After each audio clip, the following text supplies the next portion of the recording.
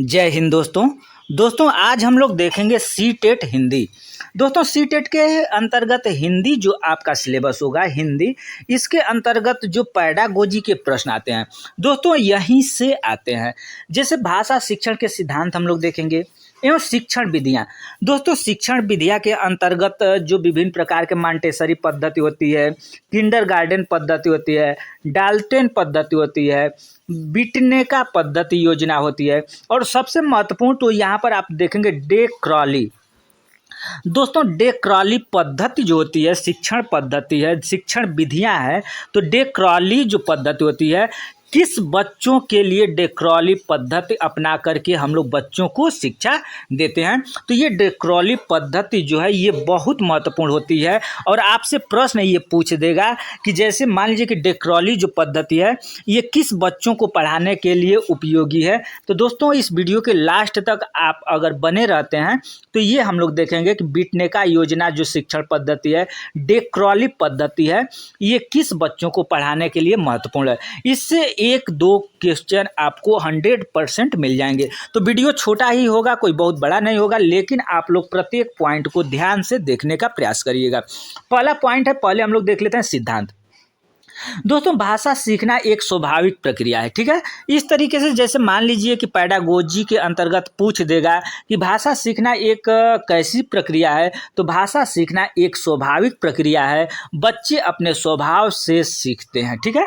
Next point है, भाषा सीखने के लिए प्रयत्न करना होता है, यानी कोई भी भाषा हमें सीखना है तो हमें प्रयत्न करना होगा, तभी हम उस भाषा को सीख पाएंगे। लेखन कार्य के पूर्व मौखिक कार्य करना चाहिए, ठीक है। लिखने और बोलने में सामंजस्य होना चाहिए, ये भाषा शिक्षण के सिद्धांत हैं, ठीक है। नेक्स्ट पॉइंट होता है दोस्तों, रुचि को देकर भाषा की शिक्षा देनी चाहिए, यानी बच्चों की रुचि के अनुसार ही बच्चों को भाषा शिक्षण देना चाहिए। व्यक्तिगत भिन्नताओं को ध्यान में रखकर भाषा की शिक्षा देनी चाहिए, ठीक है। ये बहुत महत्वपूर्ण पॉइंट हैं दोस्तों। जब आप सारे के सारे पॉइंट देख लेंगे तो जब आपसे एग्जाम में पूछा जाएगा तब समझ में आएगा कि कितने महत्वपूर्ण ये सारे पॉइंट हैं। बच्चों को केंद्र मानकर शिक्षण कार्य किया जाना चाहिए, ठीक है। बच्चों को केंद्र मानकर शिक्षण का कार्य किया जाना चाहिए। भाषा सीखने की अवस्था का सदुपयोग करना चाहिए। बच्चे अनुकरण द्वारा भी भाषा सीखते हैं, बच्चे अनुकरण द्वारा भी भाषा सीखते हैं। बच्चे घर परिवार में बोली जाने वाली भाषा का अनुकरण पहले करते हैं, इसके बाद स्कूल के शिक्षकों का अनुकरण करते हैं, ठीक है। ये भी पॉइंट महत्वपूर्ण होता है। नेक्स्ट पॉइंट है, बच्चों पर घर परिवार और विद्यालय संगी साथी आदि का सबका प्रभाव पड़ता है, ठीक है। ये पॉइंट हो गया। दोस्तों अब देखेंगे हेराल्ड थापर का सिद्धांत। दोस्तों हेराल्ड थापर का क्या सिद्धांत है, इसके अनुसार भाषा का क्रमबद्ध ज्ञान दिया जाए, बोलने सुनने समझने लिखने पढ़ने इन सभी अंगों का संतुलन विकास किया जाए। दोस्तों जो भाषा के महत्वपूर्ण अंग हैं वो है बोलना सुनना समझना लिखना पढ़ना इत्यादि, ये सारे के सारे भाषा के अंग से संबंधित है, ठीक है। अब देखिए, कंठस्थ कराने पर बल दे तथा अमूर्त भाषा को मूर्त से जोड़ा जाए, बालक की भाषा में रुचि को बनाया रखा जाए तथा बहुमुखी प्रयास करके भाषा सीखने पर बल दिया जाना चाहिए। यानी देखिए, बच्चों को जो कंठस्थ कराने पर बल दें, ये कहने का मतलब ये है कि बच्चे जो होते हैं बच्चों को रटाना नहीं है, ठीक है। बच्चों को रटाना नहीं है, लेकिन जैसे मान लीजिए कि घर पर जो बच्चे हैं उनको ज़्यादा से ज़्यादा अवसर देना चाहिए। बालकों को ज़्यादा से ज़्यादा भाषा सीखने के लिए चारों तरफ से हमें बहुमुखी अवसर देना चाहिए। जितना अवसर बच्चों को मिलेगा उतना ही ज़्यादा बच्चों में भाषा का विकास अच्छी तरीके से होगा। दोस्तों अब यहाँ पर देखते हैं जो भाषा शिक्षण की विधियाँ हैं, ये मॉन्टेसरी पद्धति होती है, किंडरगार्टन पद्धति होती है, डाल्टन योजना, बिनेट का योजना, डे क्रॉली पद्धति, प्रोजेक्ट पद्धति, बेसिक शिक्षा पद्धति। दोस्तों अगर देखा जाए तो इस समय जो चल रहा है वो बेसिक शिक्षा पद्धति चल रही है। तो बेसिक शिक्षा पद्धति यहाँ पर प्रोजेक्ट पद्धति किसके लिए उपयोगी है, डाल्टन पद्धति किसके लिए उपयोगी है, सबसे पहले हम लोग देख लेते हैं मंटेसरी पद्धति। तो दोस्तों मंटेसरी पद्धति के अंतर्गत देखेंगे तो इस पद्धति में खेल द्वारा शिक्षा दी जाती है।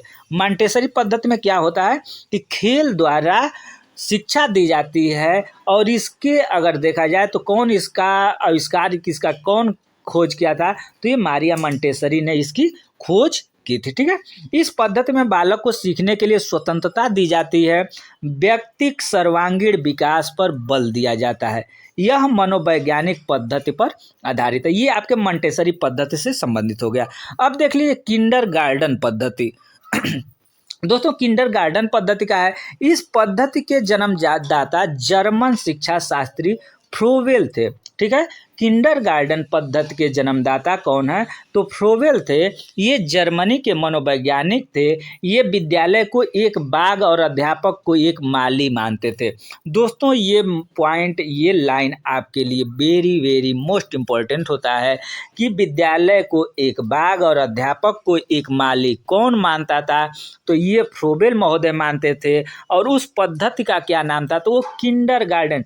दोस्तों गार्टन का मतलब बगीचा हो गया, किंडर अपना ये पौधा, तो किंडरगार्टन यानी पौधों का बगीचा। इस तरीके से देखेंगे तो आपका क्लियर हो जाता है। ठीक है, उसके बच्चों को उन्होंने पौधा अर्थात किंडर माना। ठीक है, अभी जो बात हमने कहा, बच्चों को उन्होंने क्या माना, पौधा माना अर्थात किंडर माना।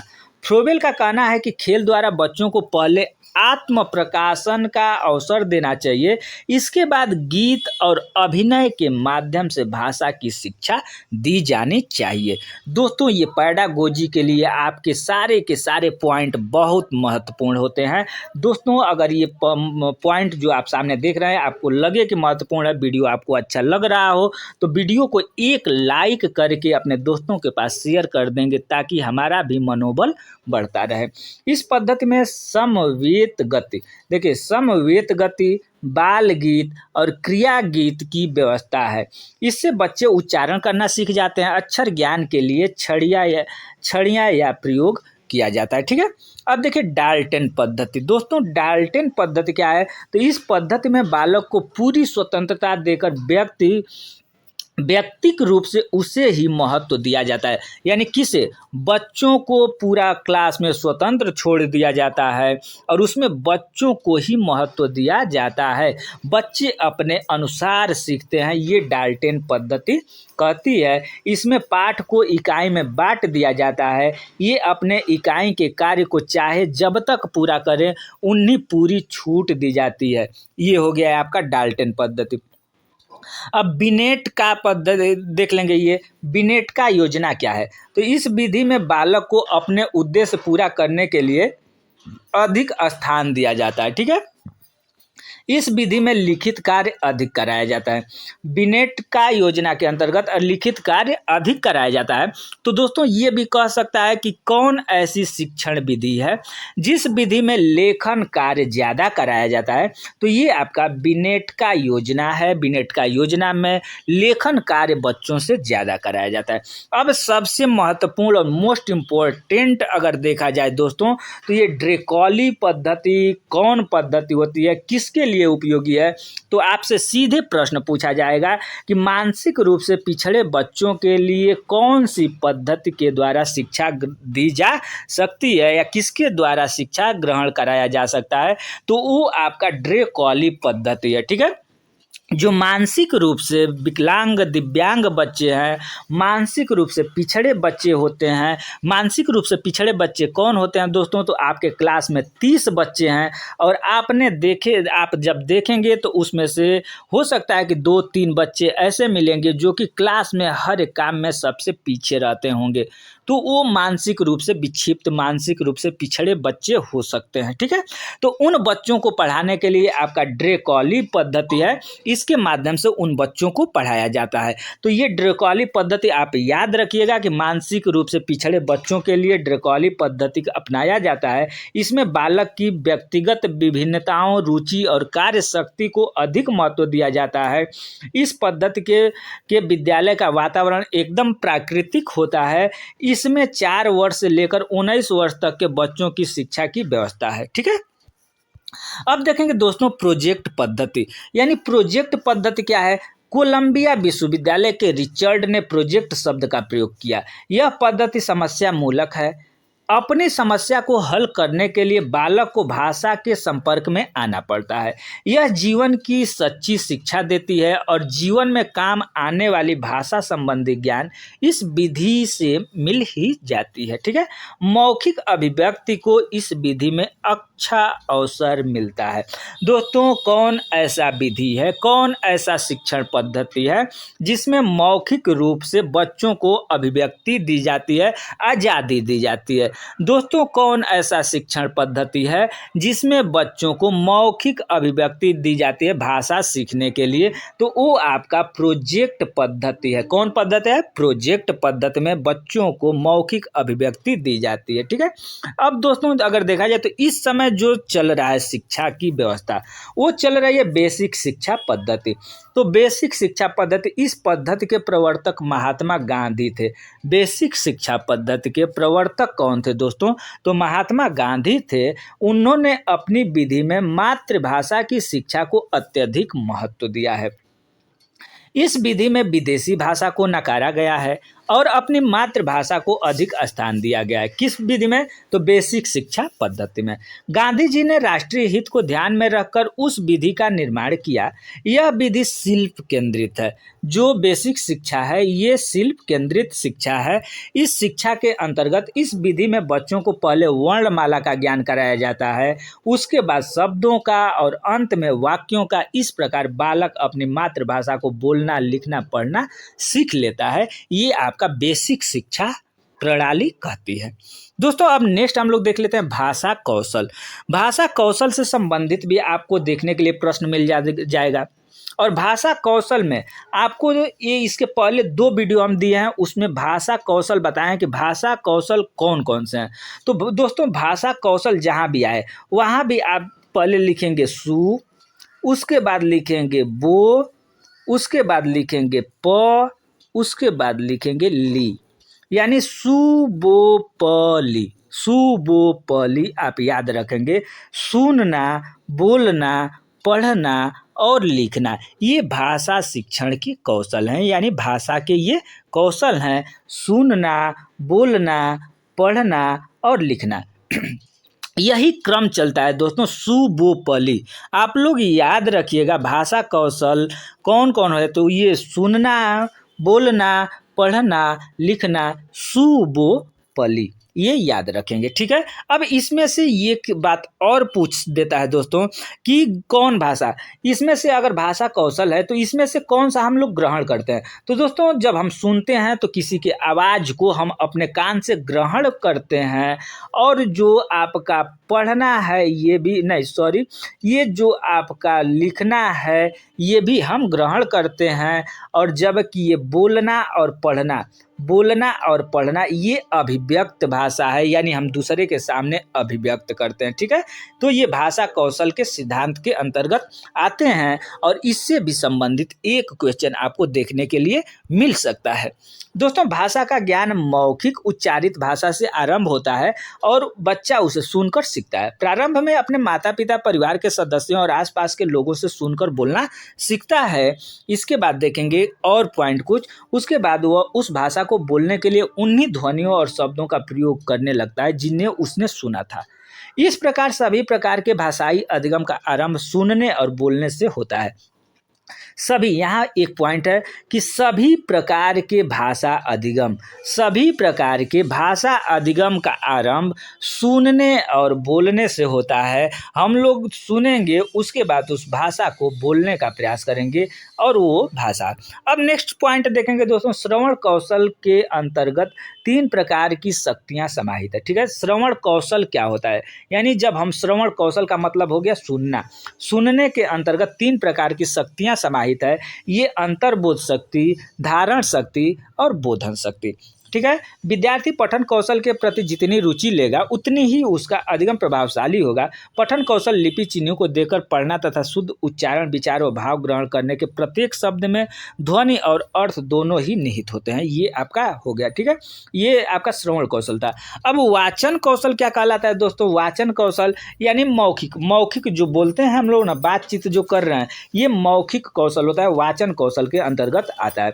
भाषा में लिपि चिन्हों को पहचान कर उनके आधार पर विचारों, अर्थ और भावों को ग्रहण करना वाचन कौशल को पठन कौशल भी कहा जाता है, ठीक है।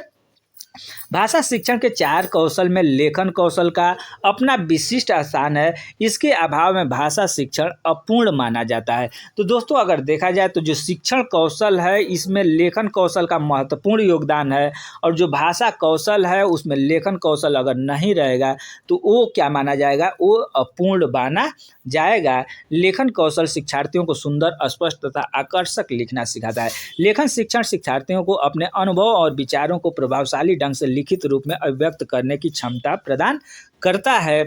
इसके बाद देखेंगे सतत एवं व्यापक मूल्यांकन।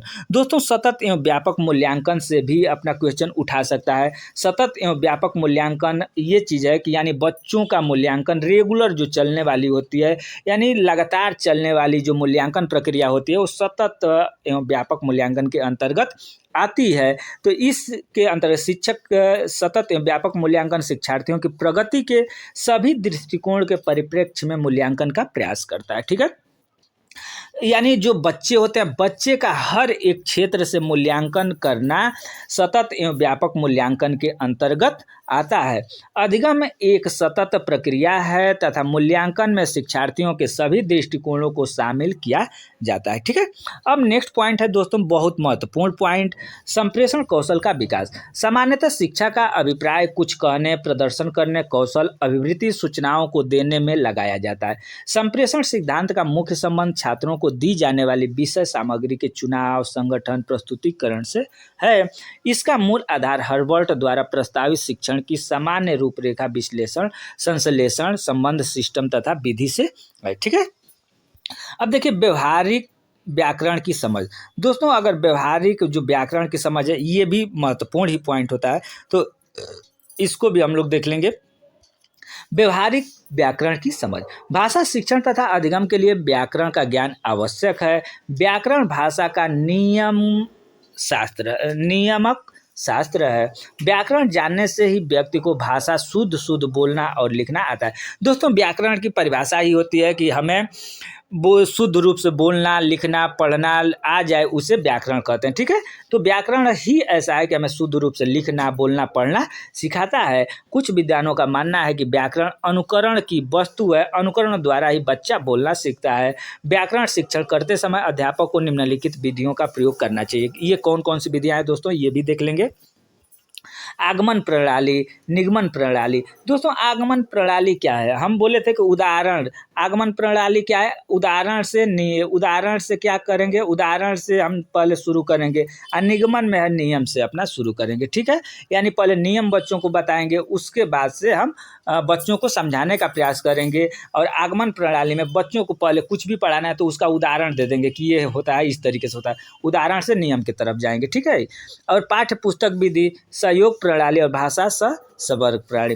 अब देखेंगे भाषा शिक्षण में उत्पन्न कठिनाई, विसंगतियां का निराकरण। अगर भाषा शिक्षण में बच्चों को कोई कठिनाइयां होती है, दिक्कत होती है, तो उसका निवारण हम लोग कैसे करेंगे दोस्तों? तो शिक्षार्थी अधिगम संबंधित त्रुटियां निम्नलिखित कारण से करते हैं। भाषा शिक्षण अधिगम प्रक्रिया के प्रति प्रभावी उपागम के अभाव के कारण, बोलने, पढ़ने और लिखने के क्षेत्र में पर्याप्त अभाव के कारण, भाषा अधिगम के लिए शिक्षार्थियों के अभिप्रेरणा अभाव के कारण, अन्य भाषा के अधिगम में मातृभाषा के हस्तक्षेप के कारण। ये पठन त्रुटियां दूर करना, पठन त्रुटियों को दूर करने के लिए निम्नलिखित बातों पर ध्यान देना। जैसे मान लीजिए कि बच्चे को पढ़ने में दिक्कत हो रही है, तो बच्चों को पढ़ने में दिक्कत हो रही है तो उसको हम कैसे दूर कर सकते हैं?